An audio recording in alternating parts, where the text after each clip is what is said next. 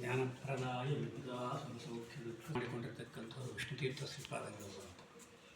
ಇವರು ಮೂಲತಃ ಸವಣೂರು ಹತ್ತಿರತಕ್ಕಂಥ ಸಿದ್ದಾಪುರದಲ್ಲಿ ಅವರು 1756 ಈಶ್ವರನಾಮ ಸಂವತ್ಸರ ಗೋಕಲಕ್ಷ್ಮಿ ದಿವಸ ಅವತಾರ ಮಾಡ್ತಾರೆ.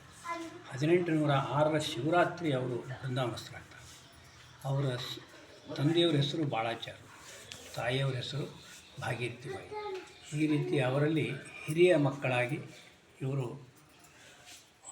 ಆ ಮನೆಯಲ್ಲಿ ಅವತ್ತಿನ ದಿವಸ ಅವತಾರ ಮಾಡ್ತಕ್ಕಂಥವ್ರು.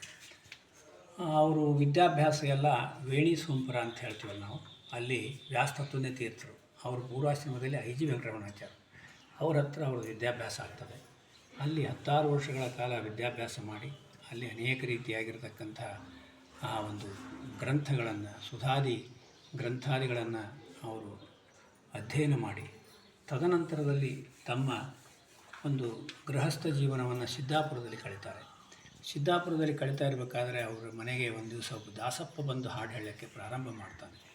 ಆ ಪುರಂದರದಾಸರ ಆ ಪದವನ್ನು ಕೇಳಿ, ಗೋವಿಂದ ನಮೋ ಗೋವಿಂದ ನಮೋ ಗೋವಿಂದ ನಾರಾಯಣ ಗೋವರ್ಧನ ಗಿರಿಯ ನೆತ್ತಿದ ಗೋವಿಂದ ನಮ ರಕ್ಷಿಸೋ, ಮಂಚ ಬಾರದು ಮಡದಿ ಬಾರಳು ಕಂಚು ಕನ್ನಡಿ ಬಾರದು, ಸಂಚಿತಾರ್ಥದಿ ದ್ರವ್ಯ ಬಾರದು ಮುಂಚೆ ಮಾಡಿರಿ ಧರ್ಮವ ಅಂತಕ್ಕಂಥ ಆ ಪದದಿಂದ ಅವರು ಪರಿವರ್ತನೆಯನ್ನು ಹೊಂದಿ ಎಲ್ಲವನ್ನೂ ಸರ್ವಸಂಗ ಪರಿತ್ಯಾಗ ಮಾಡಿ ಅಲ್ಲಿರ್ತಕ್ಕಂಥ ಛಲ ಪ್ರತಿಮೆಗಳಿಗೆ ಎಲ್ಲವನ್ನೂ ಕೂಡ ಬ್ರಾಹ್ಮಣರಿಗೆ ದಾನವನ್ನು ಮಾಡಿ ಮಲಾಪಹಾರಿ ನದಿ ಮನೆಯೊಳ್ಳೆಯ ಮಧ್ಯದಲ್ಲಿ ಒಂದು ಕುಟೀರವನ್ನು ಕಟ್ಟಿಕೊಂಡು ಒಂದು 12 ವರ್ಷ ವಾನಪ್ರಸ್ಥವನ್ನು ಮಾಡಿ ಅಲ್ಲಿ ಅನೇಕ ರೀತಿಯಾಗಿರ್ತಕ್ಕಂಥ ವ್ರತಾದಿಗಳನ್ನು ಮಾಡ್ತಾರೆ.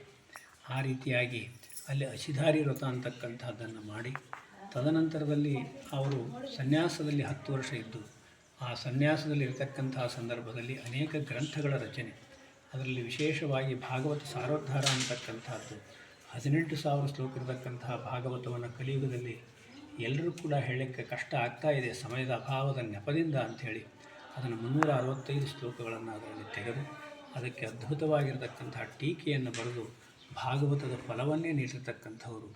ಈ ರೀತಿ 21ಕ್ಕೂ ಹೆಚ್ಚು ಗ್ರಂಥವನ್ನು ರಚನೆ ಮಾಡ್ತಾರೆ.